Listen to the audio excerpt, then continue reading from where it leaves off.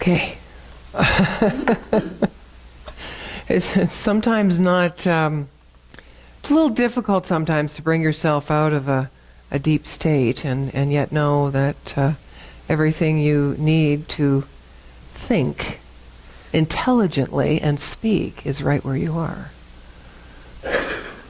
I was sharing with a few of my colleagues before the service. I was doing a couple of weddings yesterday. And I don't know if you've had this experience, but you know, I mean, it's a joyous occasion. I mean, it's a precious moment in two people's lives and the lives of their families and their friends. And they're all there for one thing and one thing only. Not just to celebrate and honor the couple, but to remember the promise of love. To bring their heart and their soul and their whole beingness into the embrace of that promise.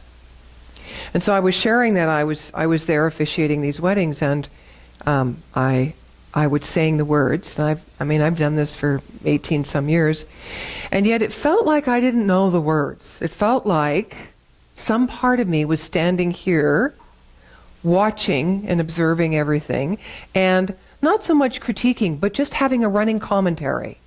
It wasn't a judgment. It wasn't anything bad or, oh, you know, what are you going to do now? It was just like an observer, very neutral.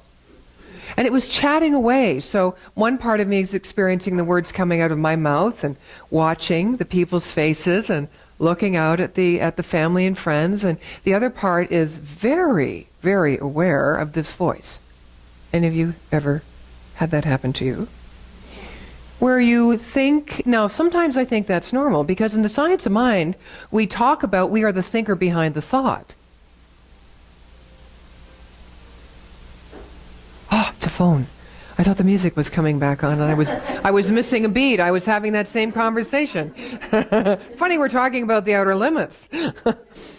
And I totally lost what I was saying anyway. So that's about how distracted I am today. So I want to talk to you today about the universal subjective field. We are both aware as the observer, the one who objectively looks upon life, upon our life, about things in our life, about people in our life. And we are also that person that experiences that same thing. So we are actually having thoughts about what we are experiencing at all times. Sometimes when we're really fortunate, we are so deeply embraced in the experience, and I would say maybe that happens when we're doing something creative, maybe, where we're not thinking too much, but we're just so immersed in the experience, we don't have a thought about it until we do. Right? Sometimes we're not aware of our thoughts, but this teaching says we're always thinking, whether we're aware of it or we're not aware of it. Dr. Ernest Holmes says that when we're aware of it, we are in our conscious mind, and we are objectifying life. In other words, life is outside of us. But he also says that the only way that we can recognize life or experience life is by understanding that life moves through us. It doesn't come to us, or life isn't doing it to us. Life is actually experiencing itself by means of us. So we are one mind, the using of this one mind uniquely to our own ideas, through our own imaginings, through our own desires for what we would indeed like to experience. The world itself is therefore, and sometimes this is very hard to swallow, and we know that it's hard to swallow because we resist this idea. We really like to think when things are not going well in our life, outside in our life, in the body of our affairs, or in our body temple, that something else is cause to this. We really don't want to believe, if we are not having the full experience of life, that we have anything to do with that. And yet, on the other hand, when we do believe that we are co-creating the experience we have in life, it gives us hope that we can co-create something else, right? And we're kind of always flippant from one side to the other side. So when things are great, it's like, wow, I don't even have to think about life. I'm going to just enjoy it. And when things aren't going well, it's like, I got to think about this. How am I going to get out of this? How am I going to change this? You see the immediate shift in our conversation, our internal conversation will create the destiny, will create the prophecy. We are always creating prophecy through the self-talk that we have. Now, here's the interesting thing.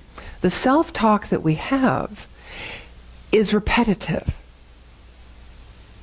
It's repetitive because we often, if we don't have a creative thought or an original thought, or we're not in that completely subjective state to not know ourselves as apart from life, but completely one with life, where we can create and be receptive to that universal creative intelligence, if we're not in that state, then we're always on automatic thinking what we've always thought before. Why? Because we are thinking with our conscious mind, and we are therefore objective. We are outside of our experience, looking in on the experience.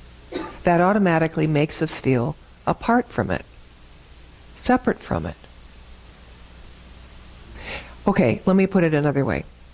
How many, when you're really emotional, like when there's something going on in your life and it's a tragedy, or it's hard, or it's ripping your heart open, or how many of you want to think about that rather than feel it? Right? Like, I'm just going to go over here for a little bit and have a holiday in my objective mind, and I'm going to watch it. I'm going to look at it, assess it, try to figure out what I can do with it, about it. And maybe if I just go asleep or on a holiday, or I have a drink, or I chat on the phone, or I go shopping, oh, that's a good one. Or how about eating? By the time I've finished all that, I'll be more relaxed, And then I can kind of, take another look at it and maybe not, maybe figure it out. Yeah. So Holmes says, maybe not try that next time. Maybe you could actually try to stand in the fire and have an experience that you, yourself, and I, which is God in action, all of life moving through you, completely unbound, whole and free to the amount that you let it move through you, is right where you are.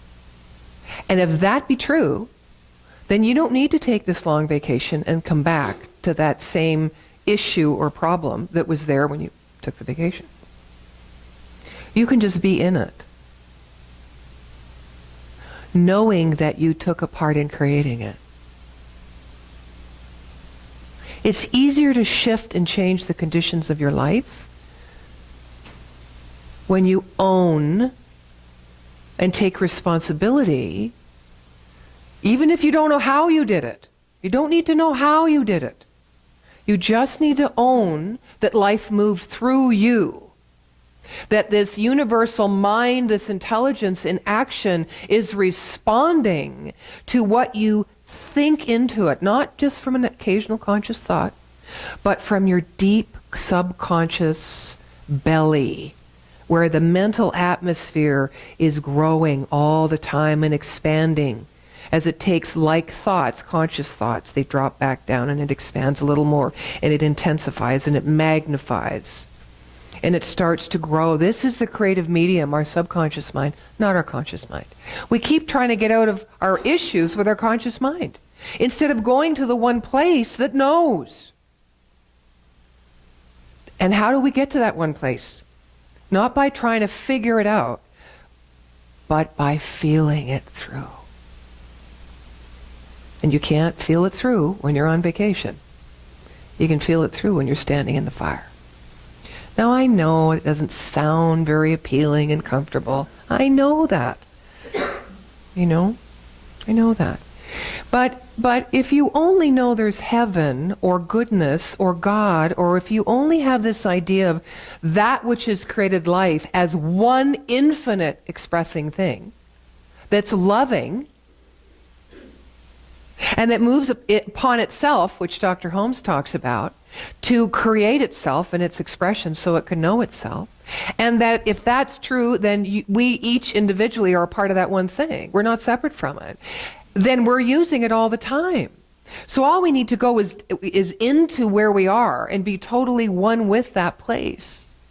And call it good and call it great and call it more than we can imagine. And open to receive the impress of the greater intelligence that is in us. Listen. Be guided.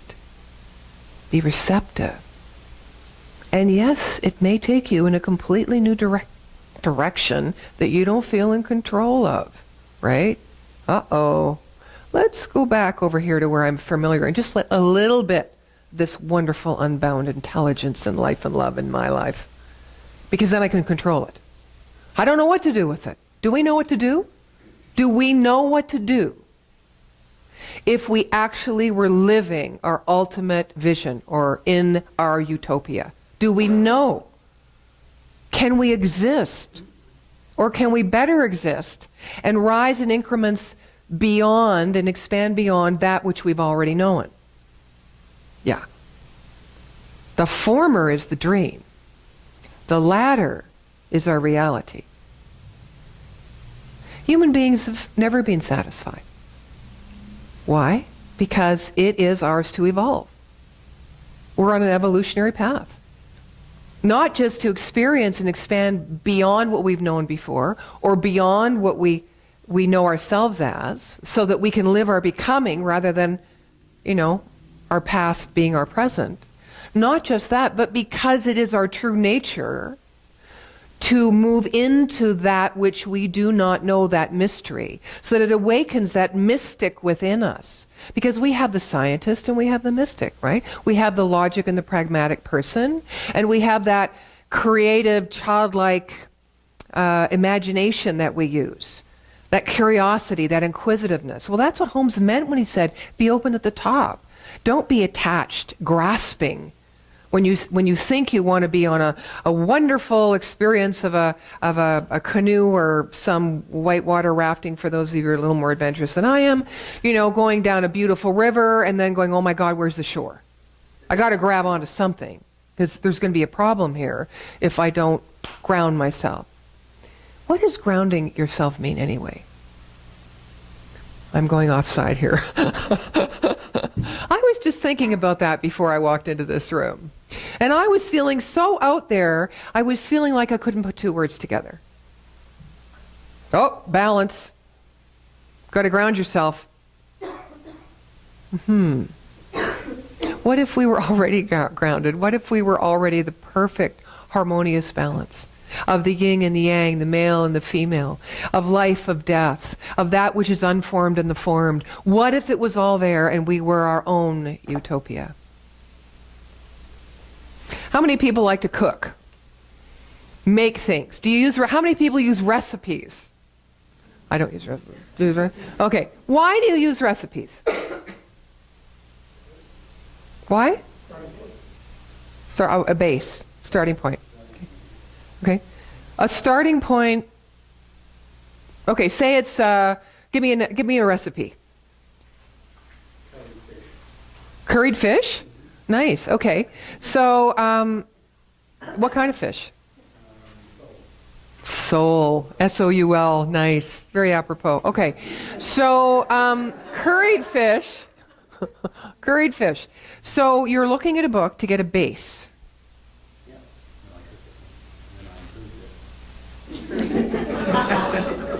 Oh, improved it to your taste. Huh. So really, you've cooked the fish before, right? I have. Do you still open the book to cook the fish? Yeah, So where would another base be for cooking? No. No. If you didn't use a book, where would another base? Where would your base be? Google, people, from yeah. It's like little of this, little of that. Yuck. Okay, I need a little of this. I need a little of that. It's all there. What are you using a book for? Why are we using a book to live? Why are we using even this, love and law, when it's already downloaded, encoded right here? It's kind of funny, isn't it? Aren't we funny people? I want to share with you a little bit of something which, yes, I got off of Google, I must admit. We are funny. Aren't we amusing? Okay. It's written by a man named Noson Yanofsky. And he writes a book about what cannot be known about the universe instead of what can be known. All right? It says the book investigates what cannot be known rather than exploring the amazing facts that science and mathematics and reason have revealed to us. His work studies what science, mathematics, and reason cannot, or what reason tell us cannot be revealed. And he calls it the outer limits of reason. He considers what cannot be predicted, described, or known, and what will never be understood. He discusses the limitations of computers, physics, logic, and our own thought process. He describes simple tasks that would take computers trillions of centuries to complete, and other problems that computers can never solve. Perfectly formed English sentences that make no sense, different levels of infinity, the bizarre world of the quantum, the relevance of relativity theory, the causes of chaos theory, math problems that cannot be solved by normal means, and statements that are true but cannot be proven. He explains the limitations of our intuitions about the world, our ideas about space, time, and motion, and the complex relationship between the knower and the known. Moving from the concrete to the abstract, from problems to everyday language to straightforward philosophical questions to the formalities of physics and mathematics, he demonstrates a myriad of unsolvable problems and paradoxes, exploring the various limitations of our knowledge. And there it is. He explores the various limitations of our knowledge.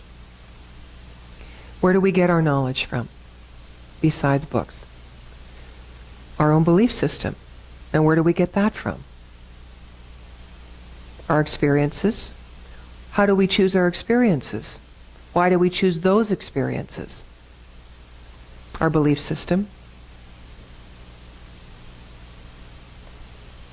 So everything boils down to either the limited knowledge that we have, the limited experiences that we often prefer, but don't often take, and even the limited imagination that we have. We are a finite experience in a physical world, moving and swirling with the energy of the cosmos. We will pick and choose our experiences and our beliefs. And because we have free will and we pick and choose, whatever we choose will exclude us from another experience because we're choosing this, right? We have to choose this, or we could choose that. But how do we choose it all? We can't. We can't choose it all intellectually. We can only be in the experience. I just came back from the ministers' gathering in San Clemente, and one of I consider my teachers, because she always keeps me very curious and somewhat uncomfortable. Right? Her name is Dr. Moira Fox, and she is, in her other incarnation, Sister Miriam, and she runs the Redondo Beach Church. And she said, you know what I think? You know what I think here? I look at it all the time and I see that people think that our purpose is about doing. It's not about doing. It's about being. That's it. That's all.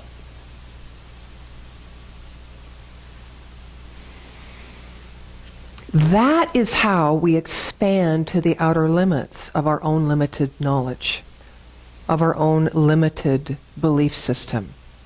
We be. I know some of you are sitting there going, right, great. How do I pay the rent? Or, how do I attract love in my life? Or how do I move to my dream? How do I live the dream of my life? Whatever that means to you. How do I do that?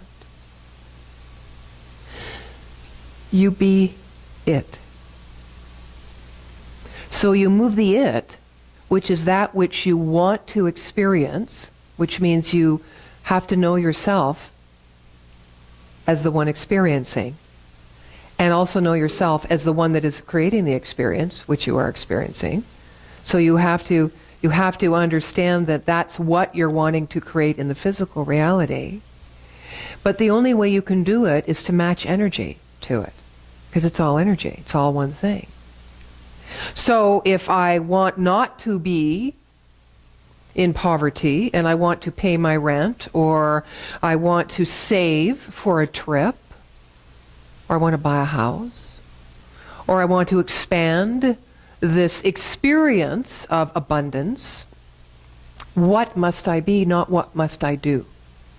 We must always start, because it is a world of reflection, with what must I be? And then step out with your words and step out with your feet and your actions in alignment with the energy of being that in your mind. Dr. Holmes says we always demonstrate, always, first in mind, second in the physical reality. Cause and effect. What must I be? And therein lies another key to being free. You need to know what it is you want, not know what it is you don't want. Because you can't be the vibration of what it is that you can dream of and imagine, even with a limited imagination, because you know it's going to take you to the outer limits of what you've experienced before. You can't be that unless you carry the vibration of it. And you can't carry the vibration of it if you're carrying the vibration of what it is you don't want. So if you look at it as just energy, one thing, it starts to have a basis of a foundation of understanding. That you can understand. You see, that you can understand how you are a co-creator. What is your role in creating your reality? We can never know and never understand the infinite. Doesn't matter. It is within us, and it knows how to do its job within us. Wow. A world of reflection. It always brings us back home to ourselves. To be subjective, to stand in the fire, and then also to be that observer, to watch, to look, to say thank you, not to criticize and judge us, because then we carry that energy forward. You see how it works. See how it works. We're so blessed. It is both science and the mystery. Do we want to know more of what is already known? Yeah, we do. Because it's interesting. Because it educates us. Because everything is one thing. Because one thought that was someone else's thought, because there really is no new thought, right? It's going to maybe spark or inspire us. It may be just the penny that we need to be dropped at that moment. And it can come from anywhere. Yeah, we do. But is that all there is? No, it isn't. And everything and every thought and every dream and every idea will lead us back to the infinite source within us. And when we feel that, rather than think about what it is and how we should use it, we have the experience that we're actually seeking. that our mind is actually thinking, that is possible for us.